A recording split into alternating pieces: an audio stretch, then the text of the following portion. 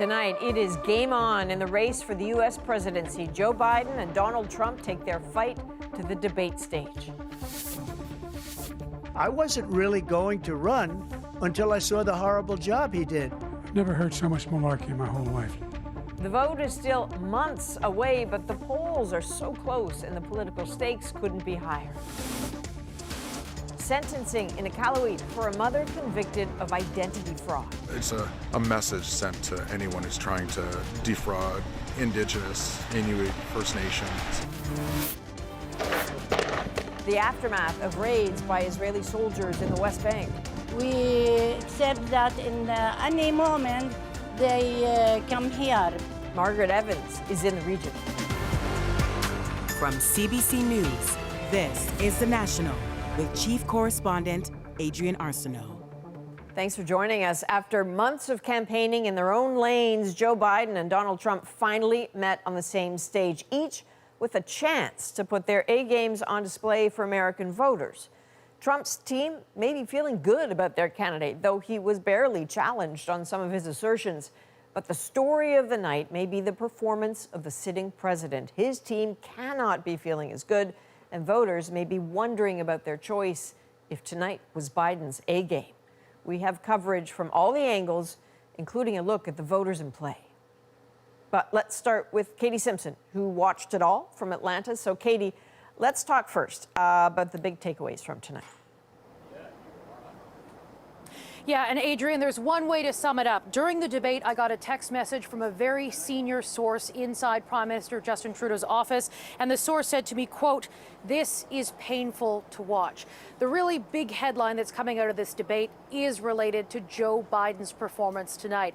It was the president that wanted to have this debate in these terms, and his goal was to sort of meet the moment, to demonstrate to Americans who are concerned that he might be too old to run for re-election, that he's energetic, that he's in control, and he is the person ready to lead this country into the future. Joe Biden sounded hoarse. His energy level appeared to be low, and at multiple points during the debate, he lost his train of thought. We'd be able to help make sure that all those things we need to do, child care, elder care, making sure that we continue to strengthen our healthcare system, making sure that we're able to make every single solitary person eligible for what I've been able to do with the with the COVID. With dealing with everything we have to do with. Look, if we finally beat Medicare. Thank you, President Biden. President Trump? Well, he's right. He did beat Medicare. He beat it to death, and he's destroying Medicare. So Joe Biden there, we do know that Joe Biden has a stutter. He talks about it, it's something he deals with. But that answer sort of a summation of some of the performance that Joe Biden delivered tonight. Now, when it comes to Donald Trump does what Donald Trump often does. He speaks with confidence, he had energy, but so much of what he said tonight is absolutely not factually correct. He was asked by the moderators if he would accept the outcome of the 2024 election. And in his response, he once again lied about the results of the 2020 election, about his claims about voter fraud. President Trump, the question was, will you accept the results of the election, regardless of who wins? Yes or no, please.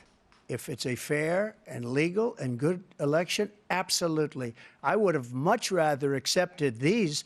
But the fraud and everything else was ridiculous. And if you want, we'll have a news conference on it in a week, or we'll have another one of these in a week.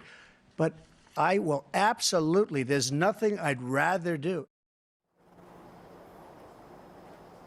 So Canadians who might not have sat there and watched the entire debate, the big takeaways you need to know for heading into tomorrow and where this is going to go next. Joe Biden, it was a difficult night where his energy level didn't meet the bar where he was hoping to display confidence, energy, and being extremely competent, heading forward, being the right man to lead the United States. Donald Trump did what he often does, saying things that are not factually correct, but he said it in a way with confidence, with energy. And so these will be the questions for the American voting public to grapple with, these two candidates that polls show no one really wanted to be running in this race. There's another question, too, Katie. I mean, CNN hosted and moderated this debate. That was a first for a presidential debate. I have to say, though, that there are questions about, you know, did CNN do its job? Was the fact-checking accurate? Sometimes they were asking about oranges, and the answers were about lobsters. And that is going to be a big question going forward. Remember, it was the Biden campaign that put it out there saying, we don't want to do the presidential debate commission, we want this new format. The moderators asked questions. They did not push the candidates when it came to fact checking. And that is something that Democrats are going to be complaining about. We're already sort of seeing a little bit, but that will come up. But to give you a sense of just how hands off these moderators were in this debate, the conversation devolved into a debate about golf at one point. I just won 2 club championships, not even senior, 2 regular club championships. To do that, you have to be quite smart, and you have to be able to hit the ball a long way. And I do it. He doesn't do it. He can't hit a ball 50 yards. Look, I'd be happy to have a driving contest with him. I got my handicap, which when I was vice president, down to a 6. But by the way, I told you before, I'm happy to play golf if you carry your own bag. Think you can do it? That's the biggest lie that he's a 6 handicap of all. I was an 8 handicap. Yeah. There is a cost of living crisis. There is an immigration crisis. There are questions about the future of democracy in America. And there was a chunk of time dedicated to the candidates fighting about golf scores. Adrian. Absolutely. All right. Katie Simpson in Atlanta. Thank you. So now let's bring in Paul Hunter, who's in Washington. Paul, can we focus for a moment on Biden's performance? How big of a challenge will this be for Biden, for the Democratic Party going forward? What kinds of questions are they asking now? You know, I mean, performance and optics aren't everything, but in politics, Adrian, you know well, they're very big things. And I think it's fair to say even Biden supporters would agree this was a very painful night, especially those first many minutes. And, you know, after all the buildup, all the talk about how he's got to demonstrate, he's got gumption and energy, mental acuity, for him to walk out the way he did, perform the way he did, energyless, you know, the gravelly voice, losing his train of thought, mixing up words, to do all the things that Trump and his supporters have mocked and memed to death, you know, what's the word? Gobsmacking, right? The question is, could it be that Democrats now have to reconsider and that they have to look elsewhere for a candidate at this point? Is that even possible? Technically, yes, but what a leap, right? But what is the alternative, given what we saw tonight and given the stakes in this election? Surely it has to be a conversation among Democrats at this point. Otherwise, Joe Biden has 4 months to undo all of the above. The question already is, can he? To be fair, he stepped it up a notch when it came to Trump's character. I think, you know, Trump, the morals of an alley cat, he said, right? But all of a sudden, as if Biden and Democrats are back on defense over Biden's age, that one great big weak spot that they knew all along. And here it is, front and center on tonight's giant stage. Look, Biden got credit for his energy and vim and vigor at the State of the Union address back in January. Tonight, no auto cue, no script, and with exceptions at times, this was not the Joe Biden we saw in the State of the Union. And I just add, in terms of Trump, I think it's fair to say, certainly relative to his debates last time around, that he was disciplined tonight and restrained, facts aside. But that's not unusual for Trump anyway. It was Trump who said to Biden near the end, I think after when they were bickering about golf, Trump said to Biden, let's not act like children. Bottom line for Biden, it was just hard to watch. And yeah, I suspect Biden supporters are staring at the ground right now and wondering, now what? All right. Paul Hunter in Washington. Thank you, Paul. So Biden and Trump are, of course, trying to convince voters, but some voters matter more than others in this. That's because the president isn't simply whoever gets the most votes. Indeed, the U.S. uses a system called the Electoral College. Here's a little sense of how it works.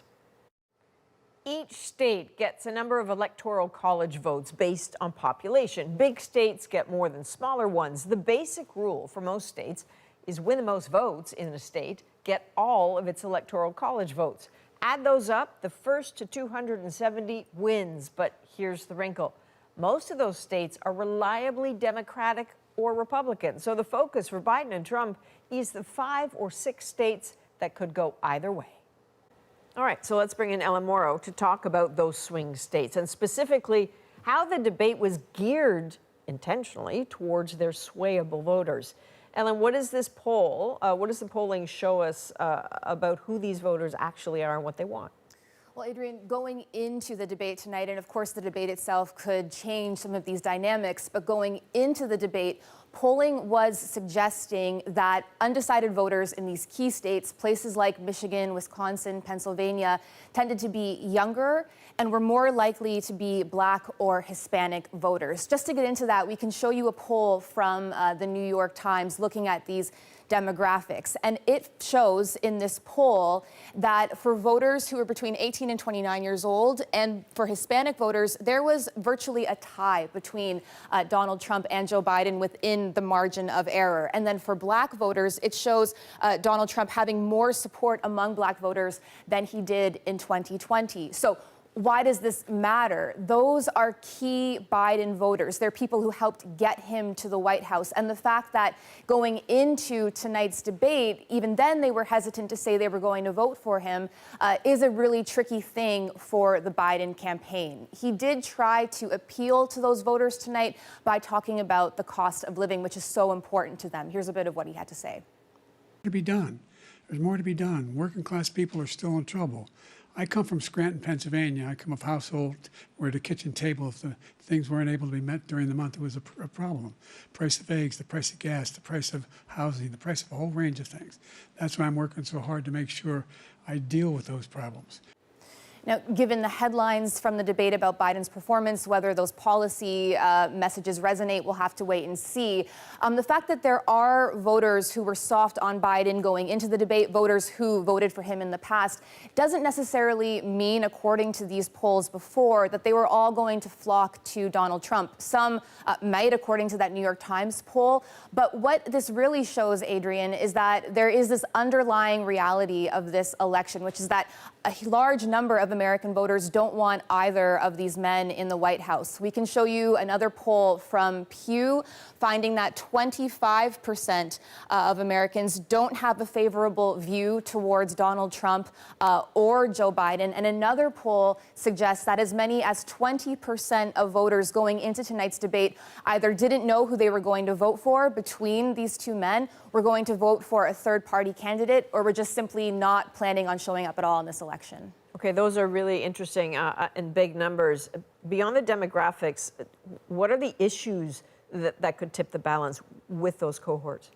Well, again, after the debate tonight, there'll be other conversations happening, but the cost of living and inflation is a big issue for swing state voters. We heard that message from Biden. Trump was trying to hammer Biden on the economy throughout the debate. Another big issue is immigration, and we heard Donald Trump try to capitalize on that. Here's some of what he had to say.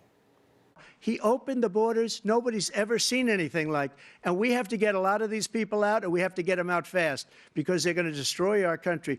So that's that same kind of heated anti-immigrant rhetoric we heard from Donald Trump throughout his presidency, Adrian. A key thing here is that voters trust Donald Trump on those two issues more than they do Joe Biden. So another tricky element for the Biden campaign. Other major issues for these undecided voters, along with inflation and immigration, are the state of democracy and abortion. Those are issues that Biden hopes will help him. But again, after the debate tonight, there are going to be other conversations. The issue of Biden's fitness for office is one that was already happening among swing state voters. That's not to say that Donald Trump gave a stellar performance. Swing state voters also have concerns about him. He elicits feelings of anger and worry, according to some of these polls as well. And it's really going to be these performances that these voters are going to be considering in the days ahead. And we're still talking about an election months and months away. All right, Ellen Morrow, thank you very much. So coming up a little bit later, Vanity Fair special correspondent Brian Stelter, Tia Mitchell, DC bureau chief for the Atlanta Journal-Constitution, and our very own Paul Hunter will break down the debate in detail. So shifting now to tonight's other story, CBC News has new information this evening about the man accused of selling a poisonous substance online. Kenneth Law is expected to go on trial in September of 2025. He is charged with 14 counts of first-degree murder. Thomas Daigle has led our coverage and has the latest on what we know. A former cook at a Toronto hotel, Kenneth Law is now headed for a murder trial. The families of his 14 alleged victims across Ontario have been told to expect a marathon 8-week trial beginning in September 2025, more than 2 years after Law, an alleged poison seller, was first arrested and charged. It's a case this criminal defense lawyer describes as complex. What may well be unprecedented and what the Crown may well have difficulty proving is that this qualifies as murder. Using his own online storefronts, Law is accused of marketing to vulnerable clients a legal but potentially lethal substance and other suicide paraphernalia. A CBC News investigation finds his products are suspected of being connected to at least 127 deaths worldwide. Adam was the loveliest soul. He was very kind, very wise. 28-year-old Adam Birch in England died last year.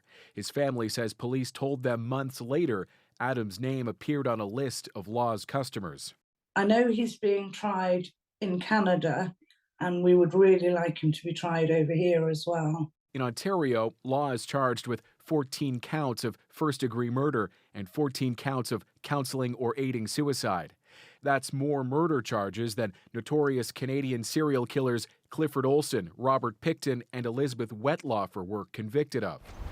Law's lawyer says the trial dates haven't been finalized, but says when the time comes, his client will plead not guilty. It's self-evident that there are novel aspects of this case, and we look forward to litigating them. Law remains in custody. His next court appearance is set for this September. Police in BC, Alberta, and Quebec are all investigating deaths they suspect may be connected. Thomas Daigle, CBC News, Toronto. To the Middle East now. Canada is imposing more sanctions on what the government calls perpetrators of extremist settler violence against Palestinians in the occupied West Bank. Global Affairs Canada says 7 individuals and 5 entities will have assets here effectively frozen and will be rendered inadmissible to Canada. Now, since the start of the war, violence in the West Bank has increased. Margaret Evans spoke with people living amidst the chaos. Jenin, in the northern reaches of the occupied West Bank, where the days are often very different than the nights. Last night was a bad one for 40-year-old Fadi Matahen, showing us pictures of his home destroyed, he says, during the Israeli army's latest incursion. They didn't target just my house, he says. They targeted the whole area, meaning the Jenin refugee camp, known as a stronghold for armed resistance to the Israeli occupation and also home to thousands of civilians. Israel says it's targeting terrorist operatives. Violent incursions by Israeli forces here and elsewhere in the occupied territories have increased dramatically since the start of the Gaza war. Mujadi Abadi was shot in the arm and leg during an arrest raid last weekend. Images of the injured 23-year-old stuck on the hood of an Israeli army vehicle have been widely condemned. They were driving back and forth, his cousin Harun tells us. They even went by ambulances and didn't stop. Abadi was visiting his uncle's home here above the Jenin refugee camp when Israeli troops arrived to arrest 2 of his cousins. The Israeli military described Abadi as a suspect, but has also said its soldiers violated protocol in their treatment of him. People in Jenin will tell you their situation, of course, is nowhere near what Palestinians are experiencing in Gaza, but it is having an impact physically, economically, and psychologically. Inam Kasrawi is a school teacher. We accept that in any moment they come here back. The circumstances is not relaxed. One Israeli soldier was killed in last night's incursion and 16 others injured, apparently by a roadside bomb. Now, residents say they're bracing for potential retaliation. Margaret Evans, CBC News, Jenin. Scientists are one step closer to finding out why some people never get COVID. It puts an anchor in the ground and says, we got to look at this and everything around it. So that's how major discoveries are made. How some people are protected and what it could mean for the future of fighting the virus.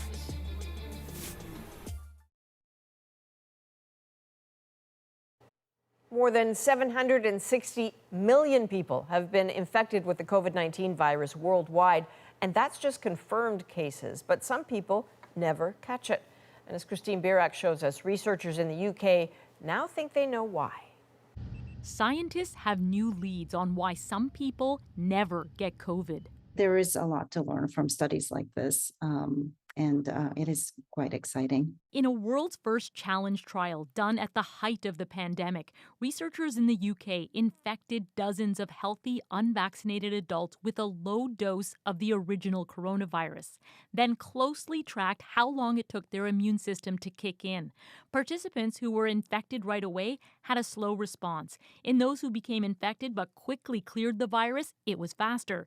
But those who never became infected had the fastest response. Researchers noted high levels of activity in a specific gene called HLA-DQA2. Scientists think it helps flag viral invaders to the immune system so quick it destroys them before they can replicate. This work is really special in the point in the middle. Immunologists say they're still not sure how or why that specific gene offers protection. If you had asked me to bet money on what the genes that were going to be involved with the protection, these are not the ones I would have chosen. I feel lucky. We met Hugh Potter in 2022. He was exposed to COVID through his wife but never got sick. His DNA is part of ongoing research. Potter now wonders if that gene's protecting him. They do have a gene which could mean in the future possible cures for people from maybe more than just the virus. Doctors who've been collecting DNA samples from people like Potter say while the UK study is helpful, there are more genetic secrets to unravel. It puts an anchor in the ground and says, we got to look at this and everything around it. So that's how major discoveries are made. All of the scientists we spoke with said while there are new variants and much more research is needed, this gene could help invent new vaccines to target COVID and possibly other respiratory viruses too. Christine Birak, CBC News, Toronto. After the presidential debate, from the falsehoods to the stumbles to the personal attacks. You have the morals of an alley cat. Good night, sir. I didn't have sex with a porn star. Coming up, our political panel is standing by, ready to break this all down.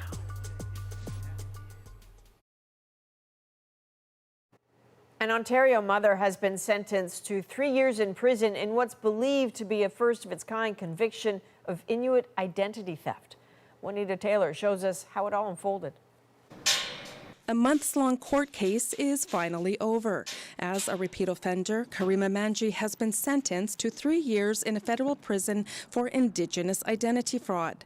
Welcome news for the family who was victimized. Yeah, I don't think it'll ease the pain. It's just to feel better knowing that it's a message sent to anyone who's trying to defraud Indigenous, Inuit, First Nations. Manji used Noanoa's late mother's name on an application to apply for Inuit status for her twin daughters. That allowed them to receive nearly $160,000 in scholarships, money specifically reserved for Inuit students, something the judge made clear in sentencing. She said Miss Manji has defrauded the Inuit of Nunavut by stealing their identity, calling this crime an egregious example of the exploitation of Indigenous peoples. Aluki Kutek thinks the sentence fits the crime, but the damage runs deeper. The callousness of this person to see it as a way to benefit financially is very frustrating, but also kind of diminishes the richness of being Inuk. This lawyer says Manji's case is precedent-setting. To have a conviction for Indigenous identity theft is going to be talked about not just in criminal circles, but in boardrooms and in foundations where they're giving out educational money. And I'm sure that this is going to be a case that echoes. Manji told the court she is deeply sorry and said she hopes that by pleading guilty, repaying the funds, and apologizing, she's taken a step in correcting the harm she's caused. Juanita Taylor, CBC News, Iqaluit. Now it's time to dig deeper into tonight's historic U.S. presidential debate.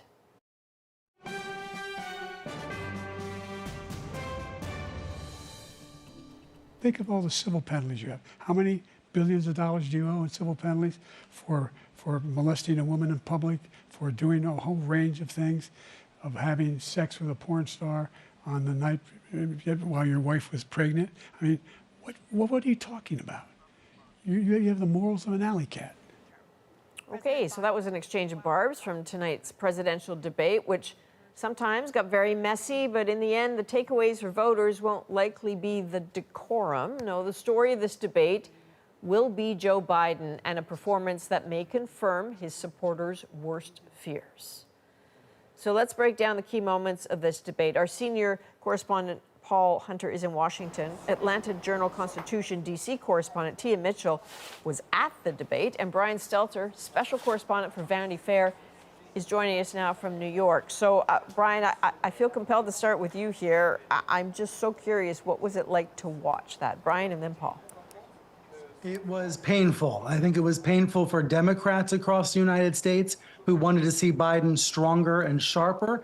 It was also painful for some Republicans who would rather see Donald Trump drift off into the distance and rather see Nikki Haley take over the party. But the reality is that Trump has control over the GOP in a way that Biden does not have control over the Democrats. Most Republicans ended this debate feeling better about their candidate. Most Democrats came away feeling worse. Nikki Haley, who I just mentioned, is on Twitter tonight predicting that Biden will not be the Democrat on the ticket by the fall. And right now there are active conversations in Democratic Party circles about whether it's possible to replace Biden.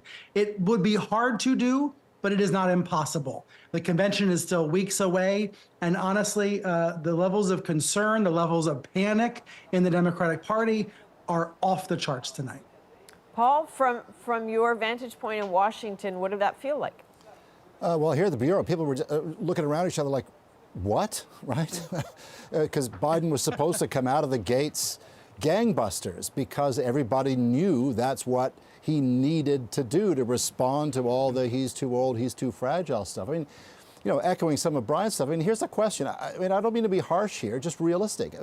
How can Joe Biden and or Democrats broadly even make the case that he still deserves the nomination? His stated reason, right, if you recall, for not being a one-and-done president, the one-term wonder who felled Trump in 2020, his stated reason to run again, as the oldest ever to do so, was because he believed and he convinced other Democrats that he's the only Trump beater out there, right? Look at the 2020, look at the midterms. Can he do it again? People would say, well, just watch me, he'd reply, to borrow that old phrase. But after this, you know, effectively speaking, meltdown tonight in terms of performance, it's legit for Democrats to freak out, as Brian was saying, and to say, okay, we watched you. Plus, there are only 4 months to go. Plus, it's neck and neck, but probably tilting slightly Trump's way even before tonight. Plus, Biden's low approval ratings broadly going into this. And this kind of political amnesia that seems to have spread across so much of this country that's seemingly set aside much of what everyone disliked about Trump after those 4 crazed years. And now, this performance tonight. Indeed, is it doable to find someone else at this stage? That is the question many Democrats are asking tonight.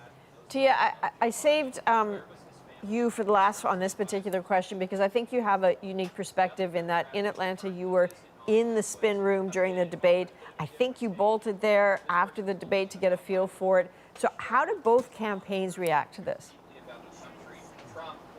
So I think my spin around the spin room was very telling. You know, again, I got there about 20 minutes after the debate ended, there were several Trump surrogates on the spin room. A couple of Democratic surrogates had already left. When I was there was only one Democrat remaining on the spin room floor. He is not someone who is on the Biden campaign, but is a Democratic activist in Georgia. And he was telling the media that it might be time to replace Biden as the Democratic nominee. And that was the only person even remotely speaking as a Democratic supporter at that time. Now, others will come and go, but it is very telling that Democrats are in a tough spot. Now, I do want to say there is a universe that maybe Joe Biden can rebound from this and convince voters that he just had a bad night. But that's going to be tough because tonight reinforced their worst fears. That is what he did, is made it harder for himself to convince voters that they should give him a second term in the White House. Tia, that blows me away that the one Democrat left in the spin room was spinning the message that maybe he should go. That is not what the party's playbook should have said that person did. And Paul and Tia, can you have a listen to these two separate moments from the debate? They're both about the president's performance tonight. Making sure that we're able to make every single solitary person eligible for what I've been able to do with the COVID. With dealing with everything we have to do with. Look, if we finally beat Medicare, and I'm going to continue to move until we get the total ban on the total initiative relative to what we can do with more Border Patrol and more asylum officers. President Trump? I really don't know what he said at the end of that sentence. I don't think he knows what he said either. Look. Tia, you put those two together. That's how a lot of people are going to watch this debate, right? They won't have watched the entire thing. They're going to watch it in snippets like that. What's the effect of that, do you think? Yeah, it's bad for Biden. And Trump was able to take advantage of a bad moment for Biden and say, look, this guy doesn't even know what he says. He's hard to follow. I can't follow him.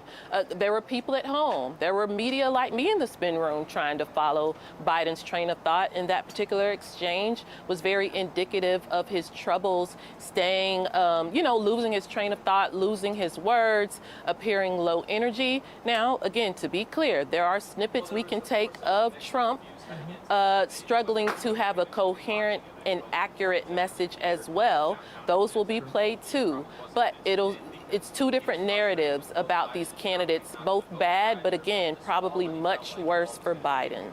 So to your point there, I actually wouldn't mind, why don't we take a look at a moment that seemed to go relatively well for President Biden? The idea that I did anything wrong relative to what you're talking about is outrageous. It's simply a lie, number one. Number two, the idea that you have a right to seek retribution against any American just because you're president is wrong. It's simply wrong. No president's ever spoken like that before. No president in our history has spoken like that before. Number three, the crimes that you are still charged with, and think of all the civil penalties you have. How many billions of dollars do you owe in civil penalties for molesting a woman in public, for doing a whole range of things, of having sex with a porn star on the night while your wife was pregnant? I mean, what are you talking about? You have the morals of an alley cat. Brian, does that moment help him, or is it too late? It does. It does help Biden around the edges. It probably hurts America's standing in the world, because how embarrassing is it for our friends that are watching this in Canada to see Americans debating who had sex with a porn star at what point. Like, this is depressing. It's dispiriting.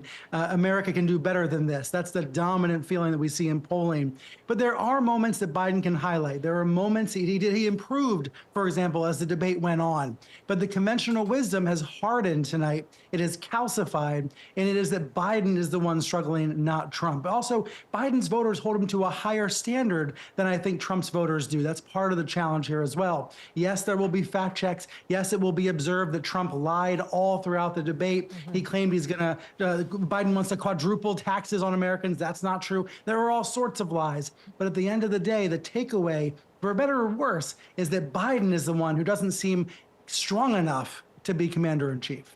So, Paul, we're having this conversation. I mean, it's still June in American politics. It's really not until October that people are like wipe the sleep out of their eyes and really get into it. So, can Biden, I mean, presuming for a moment that he's not replaced, what does his campaign do to turn this around?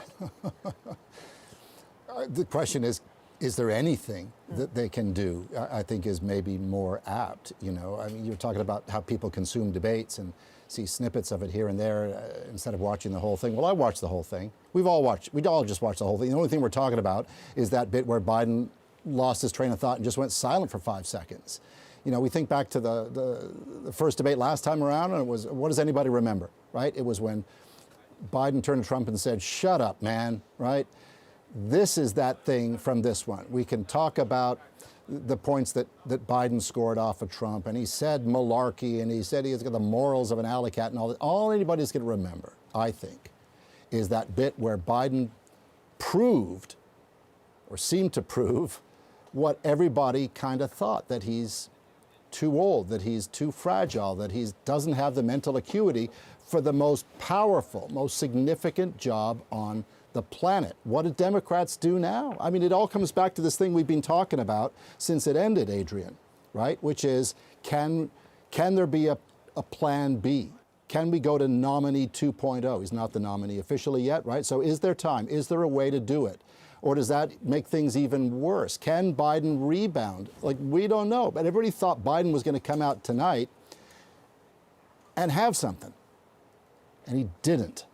And now it's a giant question mark. Tia, we have about 30 seconds just before we have to go to break. But something occurs to me. As you're sitting in Atlanta, the home of CNN, what kind of questions are there about the format of this? Because I think a lot of people were screaming at their television saying, that's not true. Hang on, that's not true. Poor Daniel Dale, the Canadian who works, has worked for CNN.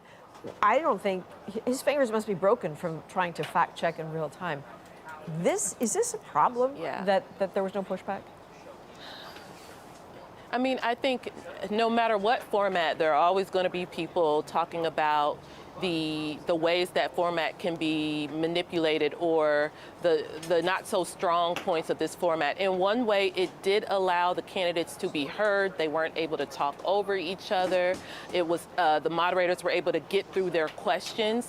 But, you know, there wasn't the live fact checking, mainly because Biden wasn't fact checking Trump. And then the moderators were pretty hands off. I think there will be people saying they wish the moderators had been a little bit more active in that, but that just wasn't the format. The format was created to allow each candidate to really get his point across. But again, because Biden was so weak in the moment, it let Trump's lies go unchallenged. Perhaps a different format, more urgency from the moderators on that, but that was a choice that both candidates, the format that they agreed to. Okay, we'll see what happens in September if there's another debate between these two gentlemen.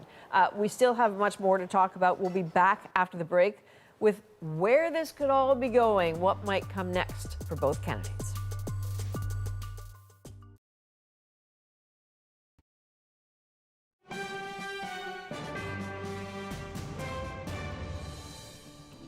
With less than 5 months to the presidential election, tonight's debate mattered. So let's get right back to the analysis from our panel. Tia, if I can start with you, the conversation about replacing Biden, I mean, mechanically what happens there, if it were to happen, how would it happen?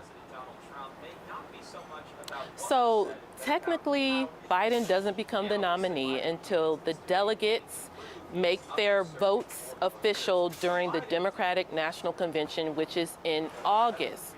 So there is a mechanism whereas these delegates can decide to vote for a candidate, not Biden. Now that will be difficult because Biden has already won primaries in nearly all 50 states. Just a handful still haven't done so. So the question is whether there will be a conversation in the Democratic Party about getting states to talk to their voters and kind of start the process of freeing the delegates to select other candidates. So it's possible, but it would be pretty unprecedented, and it would be pretty chaotic on the convention floor if it were to happen. And it would leave a lot of voters, quite frankly, disenfranchised if they think, wait a minute, we had a primary. Biden is our state's candidate. Biden has won every state. We don't want to replace him. So it's possible, but it would be a rough go within the Democratic Party. Well, that certainly explains some of the claims online, some of the early tweets that simply say, release the delegates. That's clearly what they're talking about. Yeah. Brian? Yeah, and again, the delegates are bound, but anything can, they're assigned, but they could maybe go rogue. Not go rogue, but they could maybe decide to do something else, but it'll be difficult. So Brian, you know, the moment after something happens, people are often very reactive and very quick and very passionate. Yes. And then they go to bed and they wake up in the morning and go, well, maybe in the light of day, things are different. What is your gut about what the light of day will tell us about this night? I think the light of day tells us that both these candidates are so supremely flawed, but the Republican Party is on board with Trump's brand of demagoguery. They're on board with his age and all of the flaws that come with his age, all of the nonsense that comes out of his mouth. The Democratic Party is not on board with Biden to the same degree. It is true that some party delegates, some average voters, very much want to reelect Biden.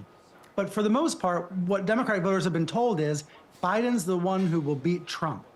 And what tonight demonstrated is perhaps that's not the case. Perhaps you've been sold a bill of goods. Perhaps Biden doesn't have the fire within to beat Trump. So ultimately, this is going to come down to two people, Barack Obama and Jill Biden.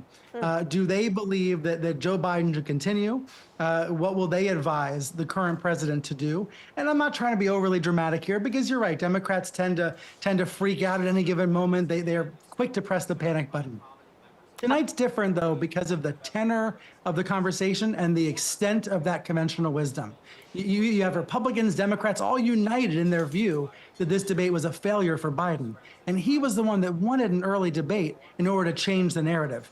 He has changed the narrative, but in a way that's hurt him, I think. Paul, I have just about 30 seconds for you left, my friend. I'm sorry about that. But Trump will be picking his vice president soon. Is there anything in that debate that suggests to you who he might pick? And I don't mean pick his vice president. I mean pick who he'd like to be his running mate. Yeah, I didn't see anything. I mean, it's a good guessing game. Marco Rubio, you know, J.D. Vance. In a sense, it doesn't matter. If you don't mind, I just want to pick up on something. I think the key thing here tonight is what does Joe Biden think about tonight, right? Can Joe Biden look in a mirror, right, and say, you're the problem? And now I know it. We talked a long time ago, Adrian, about whether, you know, someone would come up to Biden some time ago and say, hey, job well done. Thanks for that. Time to step aside. Let's play the long game here. He didn't do that because he believes he's the guy to beat Trump. Maybe now he can be convinced that he himself is not the guy, and that would change everything. Brian Stelter, Tia Mitchell, Paul Hunter, thank you so much for joining us. Thanks. Coming up, some stunning photos of a very rare bird, a little relief. And then I see the white one, and I'm like, holy crap, you know, like I get really excited. The unique shade of a Canadian symbol on this night when we talk about Americans and the man who caught it on camera. Next in our moment. Okay, so you are looking at a rare leucistic loon, which is also known as a white loon. And this is just one of the breathtaking shots the amateur photographer Chris Woody captured while out for an early morning paddle on a serene BC lake. So this is a beautiful and symbolic animal, meaning so much to so many Canadians. So tonight, Chris Woody's rare white loon, this moment of peace, is our moment. The first time I ran into that white loon several years before, I didn't know what it was. There was a bit of a distance off, and it's white. And I'm thinking, that's a loon of some kind, but it's not. There's something different about that one. So I started to take some pictures, and then it took off. and I didn't see it again. So I thought, okay, that's once in a million, off you go. So, I get home and I'm like Googling white loon. It came up as this leucistic loon. I guess it's like 1 in 30,000 is their estimate for this coloring. Fast forward to this spring, pull around the corner, and I'm like, oh, there's a couple loons. And then I see the white one. And I'm like, holy crap. I get really excited. So I'm like, click, click, click, click, click. And they started to do the usual thing, like the rise up and flapping of the wings, like all the typical common loon stuff. But now I've got this white one doing it, right? I haven't seen it since. It's just surreal because this was like a lottery winner being struck by lightning twice in a week. It's crazy. Okay, so his enthusiasm combined with the serenity of those images and what that morning paddle must have been like is kind of the perfect antidote to a day like this one with so much stress, particularly with our neighbors south of the border. So thank you for being with us. You can watch anywhere, anytime on the free CBC News app and subscribe to the National's YouTube channel. I'm Adrienne Arsenault. Take care.